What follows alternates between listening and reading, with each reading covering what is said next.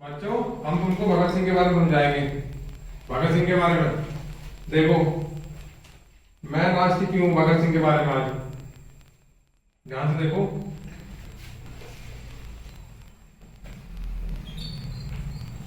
मैं नास्तिक क्यों हूं? भगत सिंह कह रहा है मैं नास्तिक क्यों हूं कि एक सवाल सामने आया है कि यह घमंड के कारण कि मैं सर्वशक्तिमान व्यापक स्वयं ईश्वर को नहीं मानता। मतलब कि भगत सिंह ने कभी ईश्वर को नहीं माना, ईश्वर भगवान को, भगत सिंह ने भगवान को नहीं माना, भगवान को नहीं माना। और कुछ समय यह निष्कर्ष निकल के आया कि अविश्वास समस्या के कारण गंभीरता लक्षणों में दावा करने के कारण यह घमंड टूटा।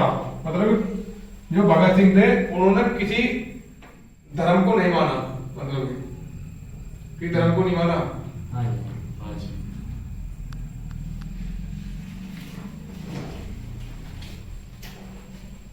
मैं शक्तिमान भगवान को आस्तिक नकारता हूं कि इनकार करता हूं कि हम चर्चा करते हैं कि यह बात साफ कर देने वाली है कि मेरा घमंड नहीं था, जिसके कारण सिद्धार्थों ने पीड़ता कि मैं कोई अवतार नहीं हूं, किसी का अवतार नहीं हूं। भगत सिंह कह रहा है कि मैं किसी का अवतार नहीं हूं, कि मुझे कुछ जांच करने दे। भगत सिंह कह रहा है कि मुझे कुछ जांच करने दे। भगत सिंह कह रहा कि दोनों मामलों के सहायक मुकदमों के दौरान आपत्ति अनुसूचित लोकप्रिय के कारण देखते हुए अनुवाद ठीक है। भगत सिंह कह रहा है कि कुछ अनुवाद को देखते हुए हाल की उत्पत्ति में की गई भगवान पर विश्वास करना तभी बाद में दिया कि जबकि युवा था, जिसके कारण उपभोक्त दोनों को पता नहीं चला कि कम से कम पुलिस का छात्र किसी की तरह अनुवंशी गर्व करता है। भगत सिंह कह रहा कि कोई भी भगवान नहीं है, किसी को नहीं मानना चाहिए। और किसी कारण कोई भी किस तरह की कुछ कह रहा है, भगत सिंह ऐसा था किसी ने कि भगवान नहीं माना हमने।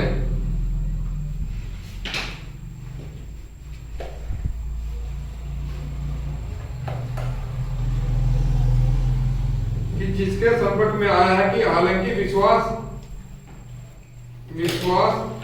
ईश्वर के नकारात्मक करता कि भगवान के बारे में लगातार सवालों पर वह कहा था कि जब भी आप चाहे प्रार्थना करें, कि जब भी चाहे आप प्रार्थना करें। भगत सिंह कह रहा है कि जब भी चाहे आप प्रार्थना करें कि आवश्यकता दूसरे नेता जिसके संपर्क में आया कि मुझे उनके नाम पर उल्लेख करने दे।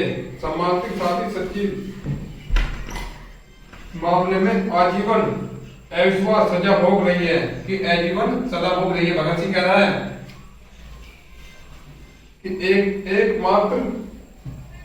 एकमात्र भगवान की महिमा को गाया जाता था। भगत सिंह कह रहा है कि एकमात्र महिमा को गाया जाता है भगवान की। उस सुंदर पुस्तक के बारे में जो भाग अंतिम पुष्ट में उनके रहस्यवादी भेदभाव के कारण भगवान पर कोई विचारों का एक बहुत विशिष्ट हिस्सा हुआ करता था। भगत सिंह का हिस्सा हुआ करता था, जिनके संपर्क में आया कि हालांकि अविश्वास नहीं थे, पर लेकिन वह ईश्वर के अस्तित्व को नकारते में सांस नहीं रखते थे।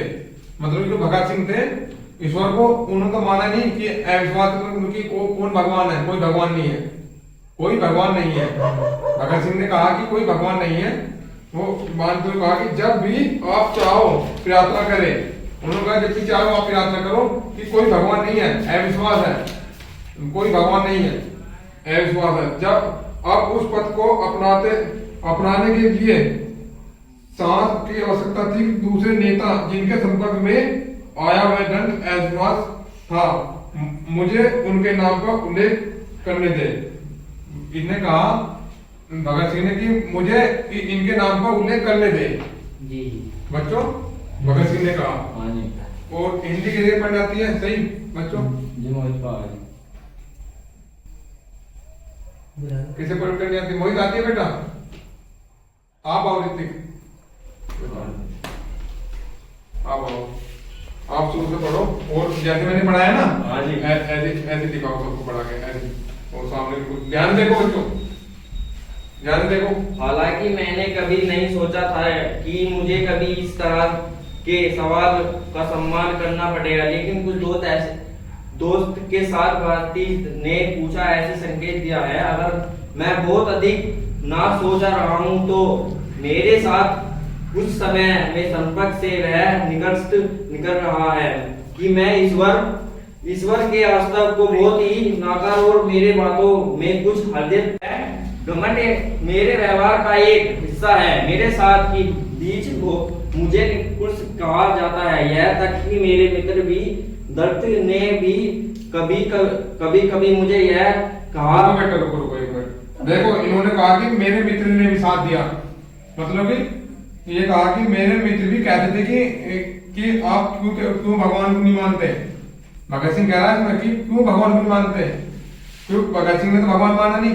अब ये मित्र कह रहे हैं कि क्यों आप भगवान को क्यों नहीं मानते। देखो भगत सिंह ने कहा कि भगवान तो है ही नहीं, मानो क्यों, जब भगवान है ही नहीं तो मानो किसे नहीं, बताओ। इन्हें ईश्वर कहा कि ईश्वर की भगवान नहीं है। चलो पढ़ो बच्चों, आगे बढ़ो, यहाँ से पढ़ो मुझे, ताकि यह सभी और मैं इनसे इनकार नहीं कर सकता। यह अहंकार हो सकता है कि मुझे उतने ही घमंड ही जितने किसी भी अन्य लोकप्रिय प्रथाओं के प्रयोक्ता अन्य प्रत्येक पर है, लेकिन वह व्यक्तित नहीं हो सकता। यह है कि हमारे पर्त और विद्या अभावनीय और इस घमंड ना समझे जाता है। घमंड यह अधिक स्टक है तो अहंकार किसी की सभ्य की अनुचित गलत से अधिकार है, फिर यह ऐसा अनुचित अभिमान है जैसे मुझे नास्तिक के लिए अप्रिय कहा। यह इस विषय पर बहुत सहानुभूतिपूर्वक अध्ययन के बारे में और बहुत ही विचार करने के बाद में भगवान आस्तिक में आवश्यकता करने लगा हूँ। यह एक ऐसा ही प्रश्न है जैसे कि यह चर्चा करता हूँ। मुझे पहले ही स्पष्ट करने दिए कि अहंकार की घमंड दो अलग अलग चीजें से है। देखो अब इन्होंने कहा कि अहंकार की घमंड की दो अलग अलग चीजों से है। देखो मान के दोस्त की वाकई में भगवान नहीं है। भगवान ये बात समझना, मैं पूरी तरह से असफल रहा हूँ। किसी तरह से घमंड या विवेचर कभी ना भी ईश्वर के विश्वास रखने वाले व्यक्ति रास्ते में ही आ सकते हैं। मैं किसी भी महापुरुष की महानता को पहचानने से इनकार कर सकता हूँ। वास्तव में भी बिना किसी योग्य। देखो भगत सिंह ने कहा कि मैं किसी महानता को नहीं मानता, किसी भी नहीं विश्वास करता। भगत सिंह मैं किसी भी चीज पर विश्वास नहीं करता।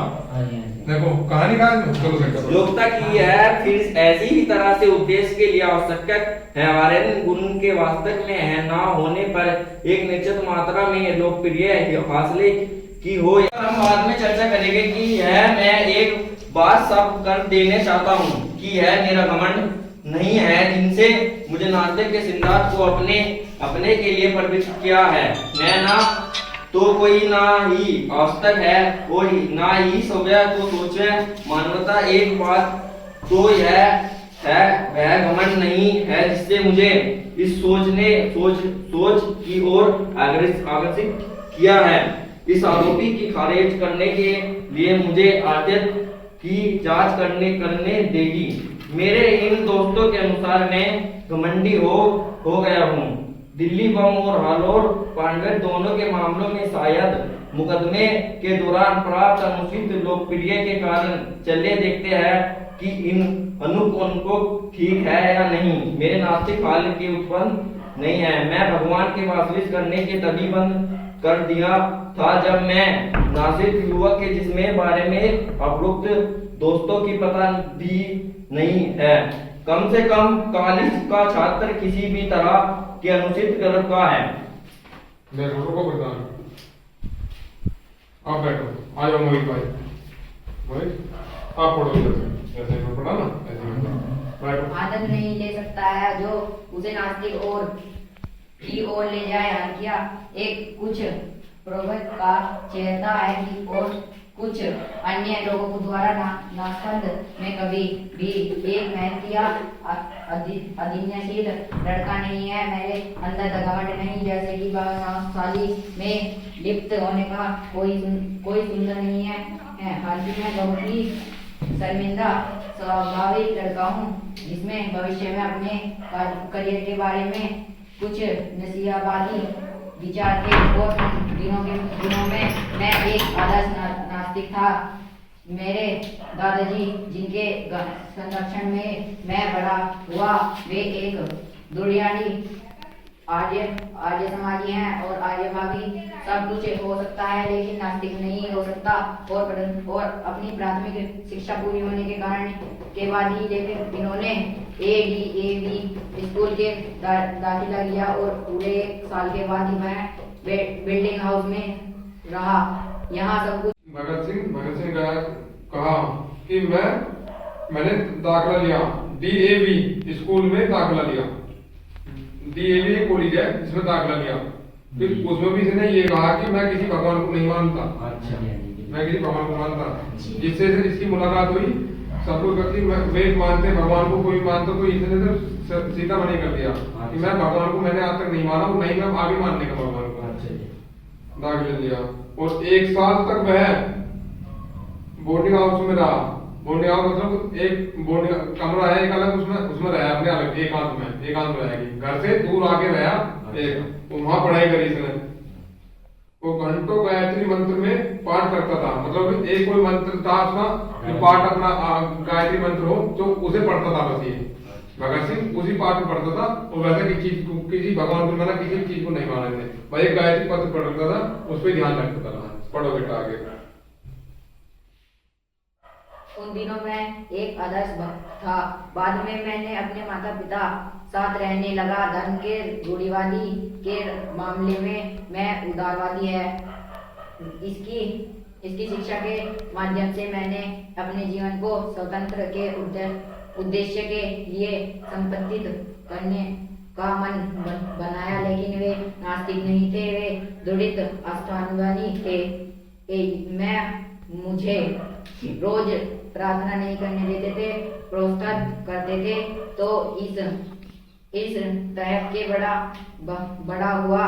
ऐसे के दिनों में मैंने नेशनल कॉलेज में दाखिला लिया और यहाँ से मैंने उदारवादी पूर्णिक सोचना शुरू किया और सभी धार्मिक समस्याओं यहाँ तक कि भगवान के बारे में भी चर्चा करने लगा और उनकी आलोचना करने लगा। लेकिन फिर भी मैं एक धनिष्ठ विश्वासी था।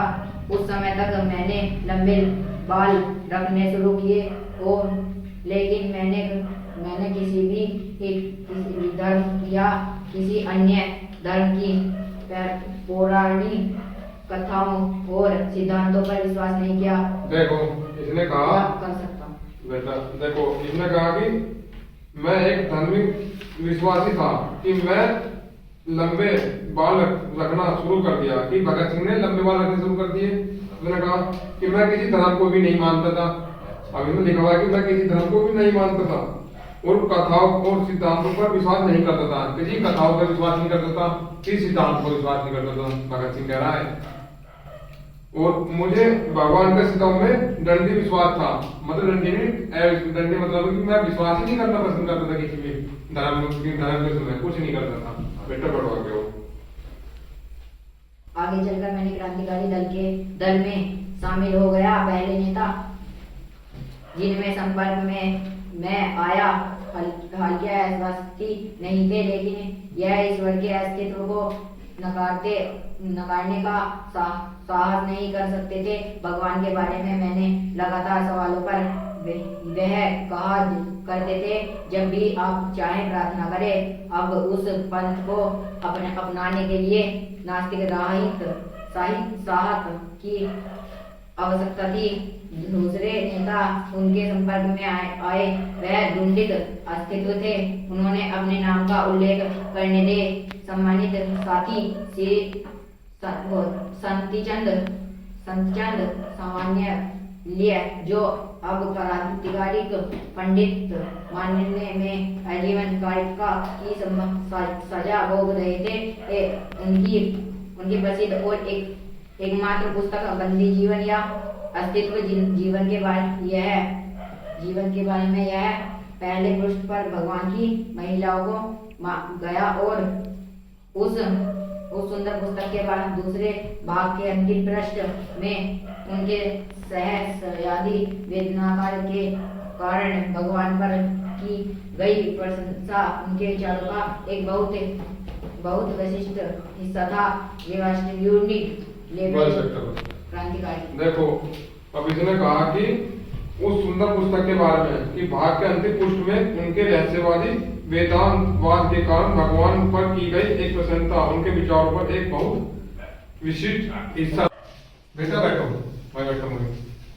बच्चों जो मैंने आज भगत सिंह के बारे में समझाया आपको, मैं नास्तिक क्यों हूँ वो समझ में आया सभी बच्चों? तो अगली क्लास लेंगे संविधान के बारे में समझाएंगे बच्चों सभी को। ठीक है बच्चों, अगली क्लास लेंगे।